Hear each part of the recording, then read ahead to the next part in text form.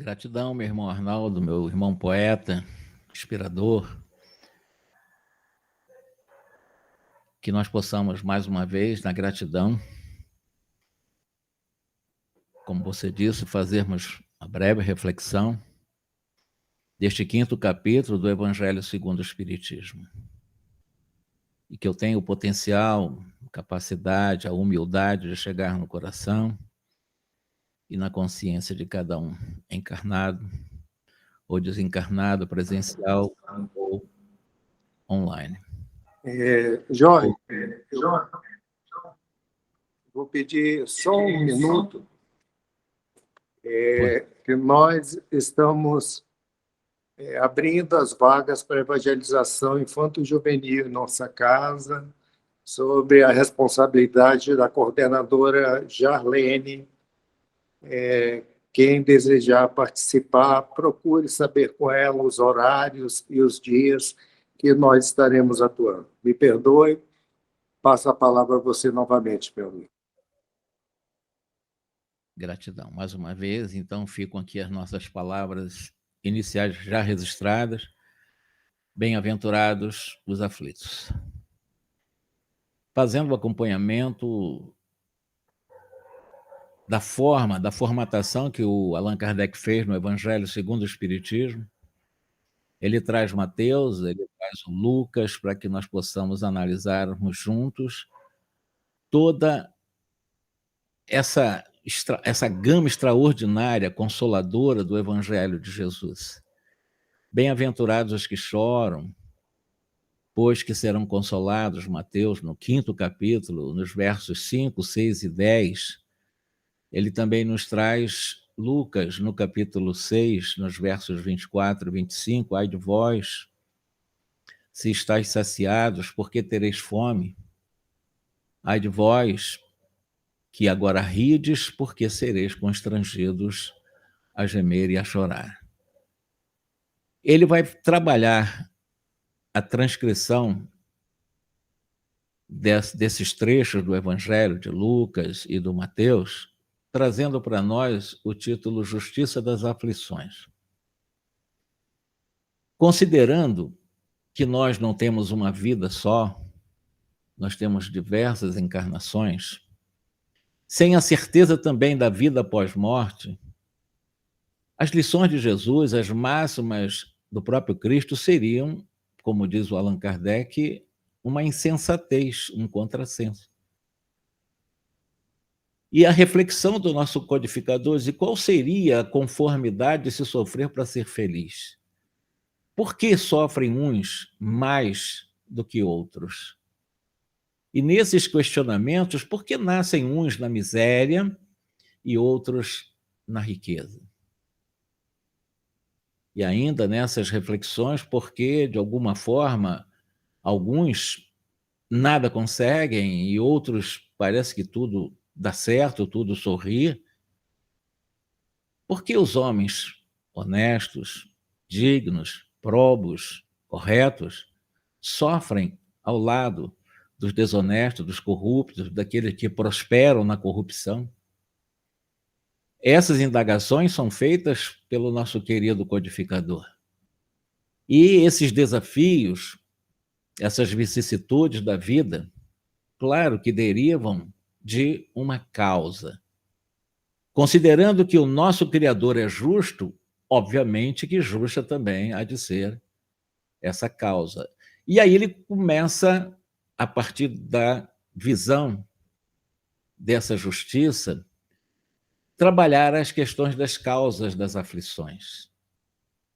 E aí são duas espécies que nos trazem aflição, e nós vamos encontrar as suas causas possíveis, ou na atual encarnação, ou em outras experiências, em outros cenários, em outras vidas passadas.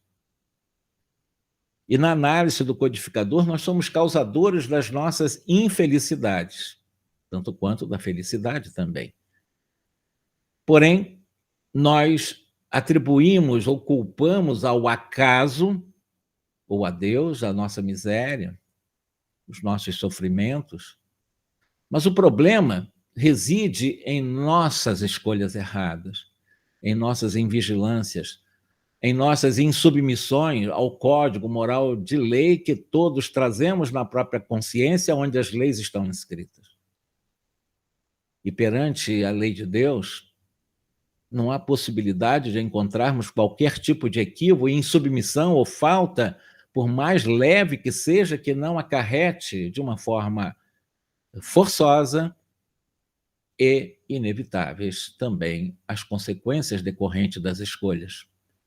Daí, evidentemente, nós começarmos a refletir que, tanto nas pequenas como nas enormes coisas, nós sempre seremos responsabilizados por aquilo em que, em nossa escolha, nós optamos seguir adiante. Ou seja, eu sou livre na minha escolha para acertar ou para errar, mas eu sou responsável pelas escolhas que eu faço. E, evidentemente, considerando as reencarnações, que nós falamos da última vez aqui mesmo com os nossos irmãos, se há algumas dificuldades, alguns males, em cuja causa nós fomos os autores, nós provocamos, claro que há outros males que parecem atingir-nos até por um processo fatalístico, ou seja, por fatalidade. Exemplo, vai que nós vivemos aquele momento que muitos vivemos, a perda de uma pessoa muito querida ao nosso coração, a perda daquelas pessoas que são, às vezes, o arrimo, o amparo da família pela desencarnação. São momentos desafiadores, dolorosos, acidentes que podem ocorrer sem nenhuma previsão, e com qualquer previsão também não impediria. Mas a fatalidade, não. Quantas pessoas estavam bem economicamente, de repente vêm os baques das experiências desafiadoras, e esses baques econômicos também que trazem angústias, que trazem aflições, como está acontecendo em São Paulo, os flagelos naturais, quantas doenças, quantas enfermidades, desde o berço o espírito já traz.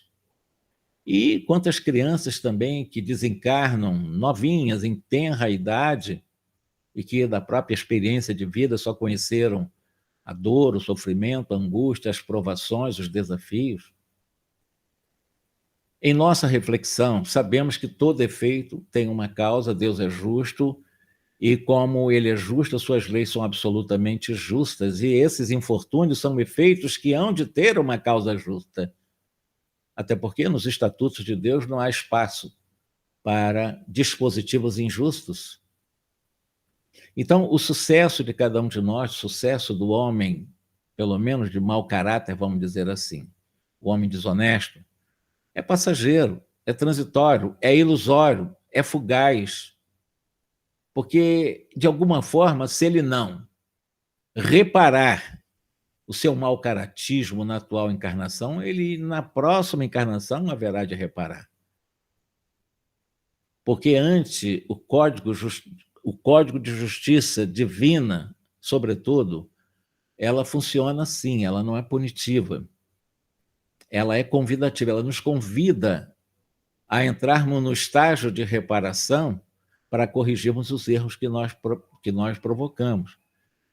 E só conseguimos entrar no estágio de reparação se, primeiramente, eu me arrepender.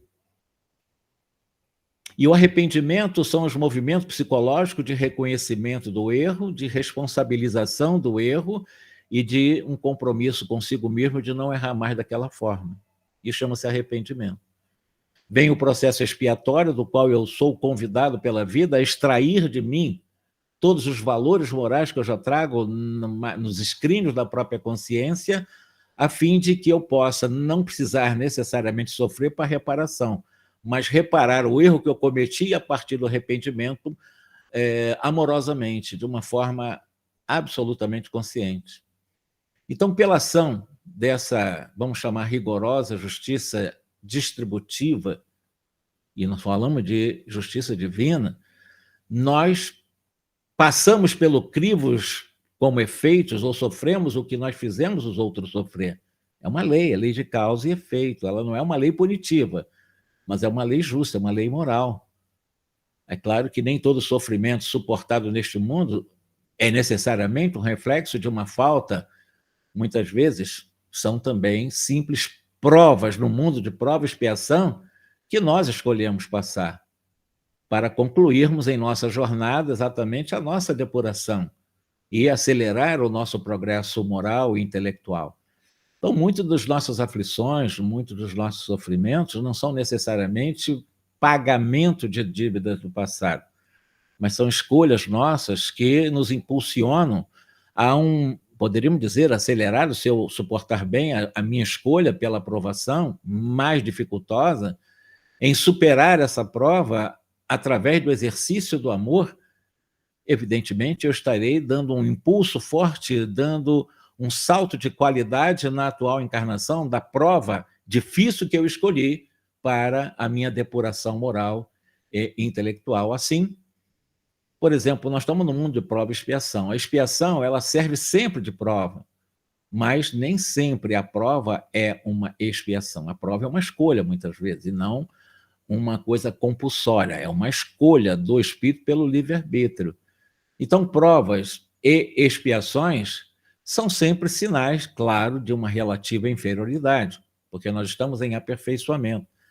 E nós, em aperfeiçoamento, já que nós não somos anjos, somos seres humanos, nós precisamos ser provados. Espíritos perfeitos, espíritos puros, espíritos em outras dimensões além do humano, eles não precisam ser provados. Só espíritos ainda em aperfeiçoamento como nós. Aí muitos poderiam dizer, mas eu não me lembro o que eu fiz no passado. Aliás, aí está a compaixão de Deus. A lei de causa e efeito, ela não é uma lei punitiva, nunca foi e nunca será. Ela é uma lei que nos oportuniza reparar os erros que nós cometemos no passado ou até no presente, e essa lei, esse mecanismo dessa lei funciona para que eu me proteja de mim mesmo através da misericórdia de Deus pelo esquecimento dos erros que eu cometi. Então, nós vamos ver exatamente o esquecimento do passado como uma compaixão do Criador, para que eu não fique o tempo todo naquele processo ruminante, na minha ruminação mental, pensando, fixando, escravo a um passado de erros. Isso me traria aflições desnecessárias. E o esquecimento é exatamente a misericórdia de Deus, dizendo que a lei de causa e efeito, portanto, não é punitiva. Ela é convidativa, ela nos oportuniza o reaprendizado naquilo que nós erramos e o aprendizado naquilo que precisamos aprender diante das provas. Claro que nós renascemos no meio em que já vivemos, estabelecendo algum tipo de novos relacionamentos com os personagens ou as personagens, as mesmas pessoas, a fim de podermos ter a oportunidade pelo reaprendizado de reparar os males que fizemos a essas pessoas. Ou até mesmo entrar num processo de saber compreender aos males que fizeram para nós. Agora, é importante eu saber os males que eu fiz, o que fomos, se sofremos profundamente com essas lembranças. Agora, é claro, não é importante saber o que nós fomos. Se nós sofremos, se nós apanhamos, se nós nos amarguramos com os nossos sofrimentos, na realidade é que nós praticamos, em algum momento, a transgressão à lei de Deus da consciência. Em algum momento, nós praticamos o famoso mal.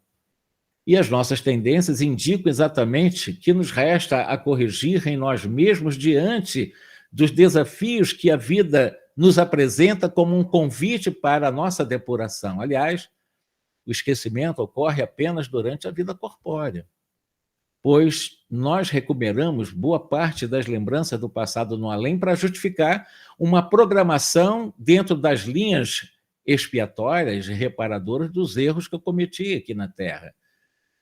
E não é somente após a desencarnação também. Nós podemos ter essas relembranças do passado, porque ele jamais nós esquecemos, fica no subconsciente. Por exemplo, nós podemos ter alguns flashes de lembrança quando nós dormimos. Nessa semi-emancipação do corpo diariamente que nós temos, em que nós temos uma certa liberdade e nós readquirimos ou ampliamos a nossa capacidade consciencial das experiências que tivemos em vidas passadas, que podem trazer momentos alucinantes, processos de pesadelos ou até uma certa leveza. Daí, o motivo de resignação com Jesus, o motivo de renunciação com Jesus. E lembrando ainda Allan Kardec esses motivos da resignação, ele traz para nós os bem-aventurados os aflitos, porque serão consolados, resignar-se diante dessa consolação. E Jesus aponta com muita clareza essas compensações que hão de ter aqueles que sofrem e a resignação que leva aquele sofredor a abençoar, a bendizer do sofrimento como um prelúdio da própria cura, não como punição. Agradeça. Vem a dor, converse com ela. Vem as nossas decepções em todas as áreas da nossa vida como encarnado, vamos conversar com essa situação. O que ela está dizendo para nós?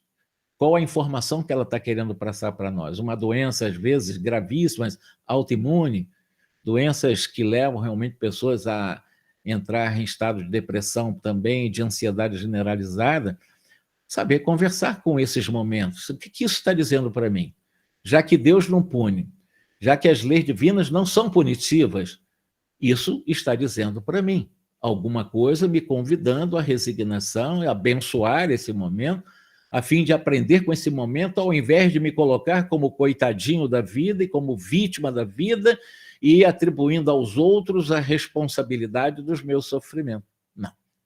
Ninguém é responsável pelas minhas dores, pelos meus sofrimentos, pelas minhas provas, pelas minhas expiações. Eu sou o construtor de tudo isso, pelas escolhas das provas e também pelas provas compulsórias para a reparação dos erros que eu cometi no passado. Então, nós podemos suavizar, sim, esses momentos mais desafiadores, ou até ampliar, aumentar a amargura, o sofrimento dessas provas, conforme o modo com que nós encaremos a vida atual na Terra. Se eu valorizar o que é transitório, ou seja, meu nome, né, valorizar demasiadamente, embora seja importante, um instrumento para o espírito, que é o corpo, mas eu não sou um corpo, eu tenho um corpo. Eu não sou um nome, eu tenho um nome. Eu não sou um CPF, eu tenho um CPF. Em outros países nem CPF tem outros tipos de controle. Mas nós somos mais do que isso, é nos identificar com aquilo que nós somos e não com aquilo que transitoriamente nós estamos. Aí nós encaramos a vida terrena como uma prova mais suave. E aí isso vai trazer para nós, aqueles que temos essa consciência, um pouco mais de calma, resignação, que são adquiridas, são auridas exatamente da maneira em que nós podemos considerar essa vida transitória da Terra com mais confiança em nossa vida futura. Isso nós vamos adquirindo exatamente maior serenidade, isso é possível também. Aliás, serenidade que é o melhor preservativo contra todo tipo de transtorno psicológico que leva, inclusive, à loucura, né, os transtornos graves e o próprio suicídio.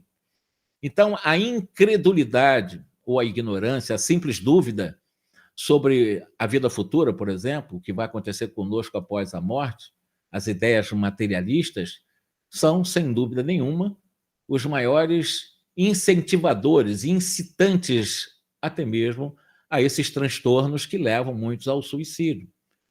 Então, aqueles que propagam doutrinas, ideias, princípios materialistas, e isso é o mais comum, porque as universidades estão sob a hegemonia do dogma materialista.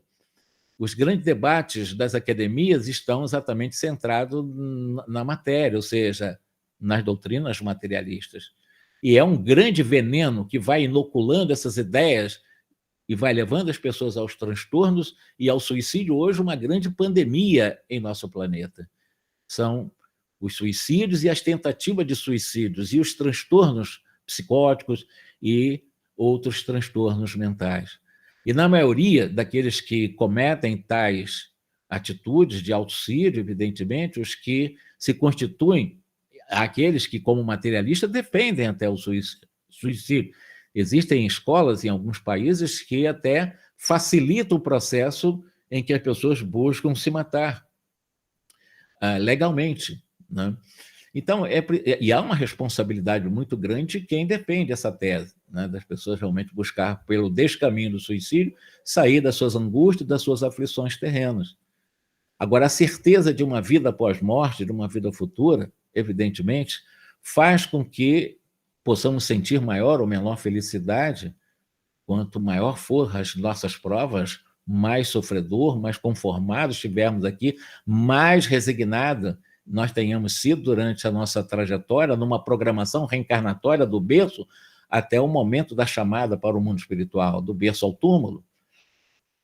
Temos uma programação. Então, a certeza, por exemplo, que nós temos que a pessoa optando pelo suicídio vai chegar exatamente a um resultado oposto de uma certa resolução dos seus conflitos, porque seus conflitos vão permanecer centuplicadamente muito mais aguçados na própria consciência, porque essa atitude é uma atitude de extrema rebeldia, de não obediência, de insubmissão ao código moral de lei da própria consciência do suicida. Quando todos os homens forem espíritas conscientes, claro que haverá uma diminuição, ou deixará até de haver suicídios, pelo menos conscientes. As nossas reflexões com Allan Kardec, dentro das suas reflexões, nos levam também a algumas reflexões advindas dos espíritos. E alguns espíritos sobre esse tema nos instruíram sobre sofrer bem, sofrer mal. Quando o nosso Mestre Jesus disse bem-aventurados os aflitos, dizem os espíritos, ele não se referia a qualquer sofredor? Claro que não. Por quê? Porque sofrem todos os que se encontram numa terra que ainda está na categoria de prova e expiação, seja rico, seja pobre. Mas o problema é que poucos sabem sofrer, poucos abençoam o momento desse desafio. Ficam amaldiçoando o coitadismo e o vitimismo. E a prece, segundo os espíritos, é um apoio para todos nós. A oração, a verdadeira conexão com as buscas das forças superiores. Mas claro que não basta só essa busca com forças superiores, por essa conexão através do pensamento pelo sentimento. É preciso que essa atitude tenha por base uma fé viva na intercessão e na bondade divina. Não uma intercessão em nossa liberdade de escolha, mas uma intercessão dentro da providência divina para que nós possamos nos fortalecer no esforço que estejamos empregando para buscar o bom caminho, na resignação, na aceitação. E aí, Deus não coloca, jamais colocaria, jamais colocou fardos, experiências pesadas em ombros frágeis. Até porque a experiência, o fardo, tem a proporcionalidade das forças, tanto quanto a recompensa também será a resignação e a coragem, segundo palavras de Lacordaire, o que nós fizemos com vocês agora, numa síntese. E outros espíritos nos trazem maravilhosas reflexões. Nesse caso, será a Terra realmente um lugar de delícias? Será a Terra um paraíso de prazeres? Eu sempre digo para meus amigos, ou as pessoas que nos ouvem, parentes, de que ninguém reencarna para fazer turismo. Ninguém reencarna para se divertir num mundo de expiação e prova como o nosso. Ninguém. Não há essa possibilidade.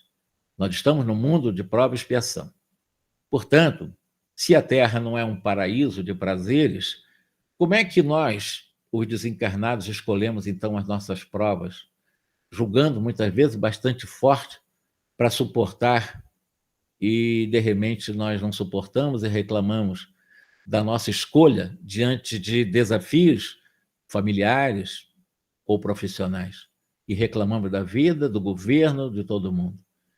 A fé verdadeiramente racional, aquela convicção daquilo que você tem certeza que alcançará dentro dos propósitos divinos, também dos seus méritos, a fé é o remédio que, com certeza, nos assegura, pelo menos, o arrostamento, o enfrentamento do sofrimento. A fé, ela mostra sempre horizontes do infinito, diante dos quais nós sabemos que as nossas experiências passam muito rapidamente, e esses dias mais sofridos, mais densos, mais negros, mais brumosos do presente, quando nós temos uma perspectiva de vida futura, passa muito rápido. Então, aquele que acredita, que bota na sua fé uma certeza para caminhar com segurança, ele é forte pelo remédio da fé racional. É claro que aquele que duvida vai a transtornos vários, né?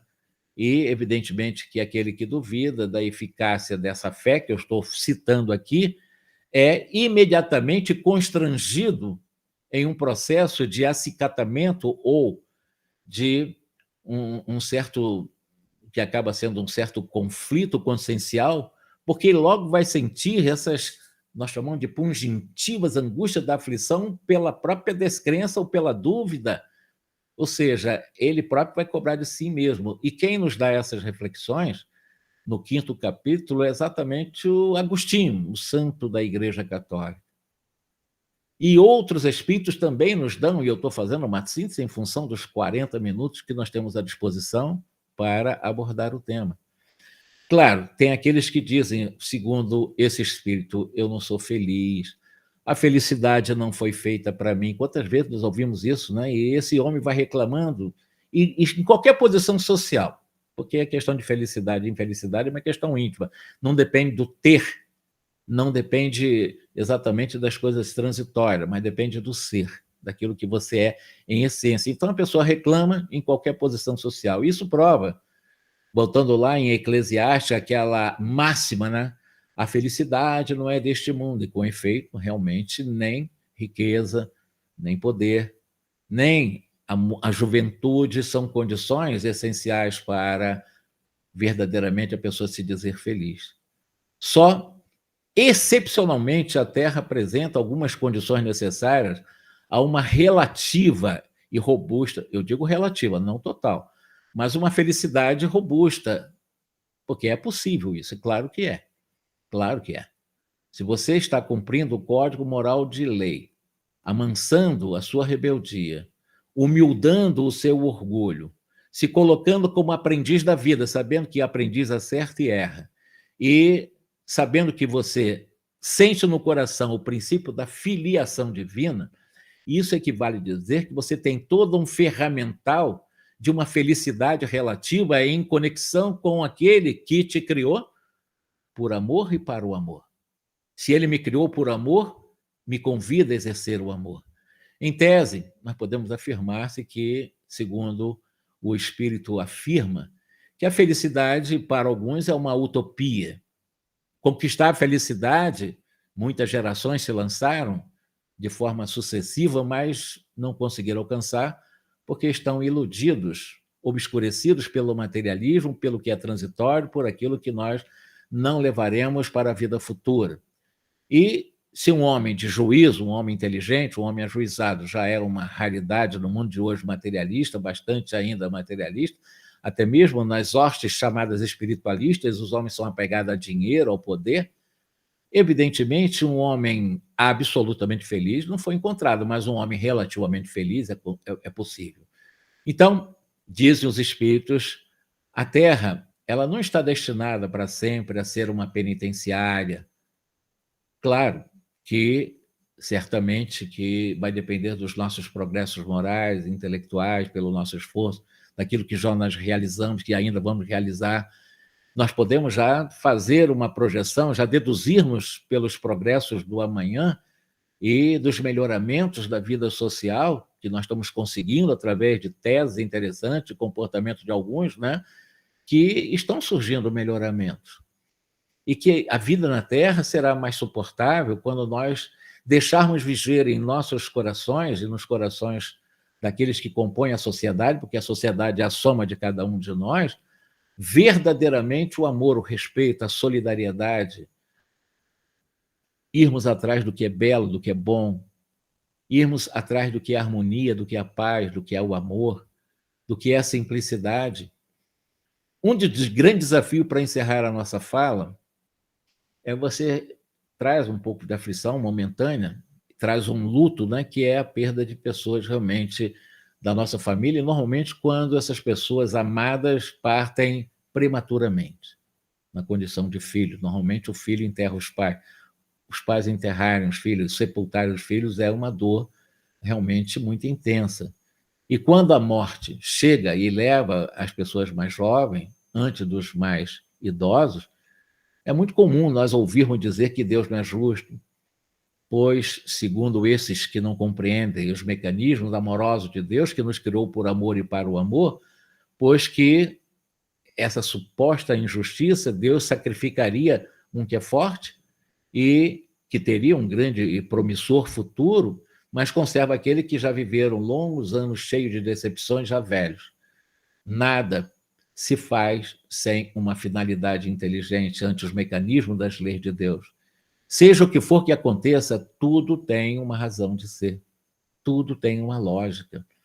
Deus, ele ama, ele não pune. Deus não privilegia.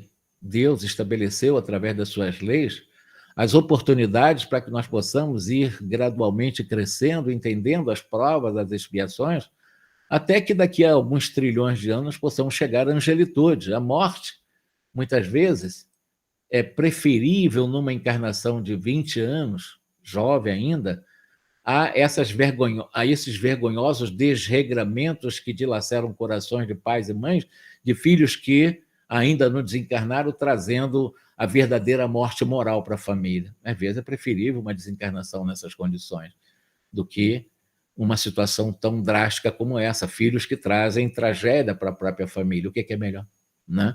Frequentemente, a desencarnação, essa morte prematura, é um grande benefício que Deus concede, preservando das misérias da vida ou das seduções que talvez pudessem acarretar uma perda de uma existência inteira. Então, em vez de nós nos queixarmos, regozijemos, como diz aqui o espírito de Sanson, ex-membro da Sociedade Parisiense de Estudos Espíritas, um ex-médium de Kardec, e ele diz, em vez de nós nos queixarmos, vamos regozijar-nos quando apraz a Deus retirar deste vale de misérias um de seus filhos em tenra idade. São 19h57. Eu acho que nós estamos com o tempo já esgotado, né, meu irmão Arnaldo? São 40 minutos, né? Você tem mais alguns minutos aí, Jorge, para fazer seu fechamento. Então tá. Bom, meu fechamento vai ficar na gratidão inicial de poder estar aqui fazendo uma exposição. Na realidade, eu estou fazendo uma leitura reflexiva que está diante de mim aqui do Evangelho, e numa síntese que nós fizemos para abordar alguns aspectos, né, bem pontuais, né, sobre a questão das aflições. O mais importante é saber que nós fomos criados para a felicidade. A questão 115 de O Livro dos Espíritos, há uma afirmação de que nós entramos na humanidade simples e ignorante, sem saber. E o objetivo em nós entrarmos na humanidade pela vontade de Deus, como humanos, estamos na dimensão humana, rumo em nossa jornada à angelitude, é exatamente alcançarmos a pura e eterna felicidade. Isso nós vamos conquistar porque é um determinismo de Deus. Deus determinou que seja assim. E eu disse e repito, ele nos criou por amor para vivenciarmos o amor. Chegaremos lá, a pura e eterna felicidade. É claro que uns mais rápidos, outros menos rápidos. Os menos rápidos talvez sejamos nós que murmuramos, segundo os espíritos, aqueles que somos rebeldes, que atribuímos aos nossos infortúnios exatamente as coisas externas a nós. Nós somos os artífices, nós somos os autores da nossa felicidade, como eu disse no início. E somos autores da nossa infelicidade, dos nossos tormentos, das nossas angústias também. Considerando isso, sabendo que já trazemos em nós o DNA do perfeito absoluto, portanto, já trazemos em latência essa perfeição também em latência, em potência, nós trazemos todas as virtudes em nós. Nós estamos num corpo, mas nós somos luz em essência, porque, como espírito, nós somos chama divina. E como tais, rumo à pura e eterna felicidade, em algum momento, nesses não poucos bilhões de anos para frente, chegaremos realmente à angelitude. Até lá, as provas serão necessárias. As expiações, quando nós erramos na prova, porque as expiações são provas impostas para corrigir as provas que nos equivocamos ou nos rebelamos. Dito isto, confiemos na vida, porque nós reencarnamos também, não para turismo, não para prazeres, nem para diversão. Nós reencarnamos como um convite para a nossa busca, apesar das provas, apesar dos obstáculos, mas para a pura e eterna felicidade. Para isso nós fomos criados. Uns vão se revoltar, vão desencarnar algumas vezes, vão reencarnar várias vezes, podem bloquear o código do amor divino por 1 milhão de anos, mas um dia sai disso, que não é para a eternidade, que ele vai conseguir bloquear a lei de amor, justiça e caridade da própria consciência. Que Jesus nos abençoe.